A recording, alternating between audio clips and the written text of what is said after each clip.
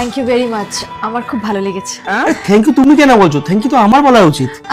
কি যে বলবো। বলছি আমার না খুব সিগারেট খেতে ইচ্ছা করছে, তোমার কাছে লাইটার আছে? হ্যাঁ আছে তো, ওই তো ড্রয়ারে আছে। আরে এটা কি? এটা কি তোমার বাবা? না তাহলে কি তোমার ভাই? না। তাহলে কি তোমার বয়ফ্রেন্ড? আরে বাবা বয়ফ্রেন্ড কেন হবে, যা খুশি না। তুমি কে এটা? এটা এটা আমি অপারেশনের আগে। বলছি শোনো না, আমি একটু বাইরের থেকে সিগারেট খেয়ে আসছি। আপনি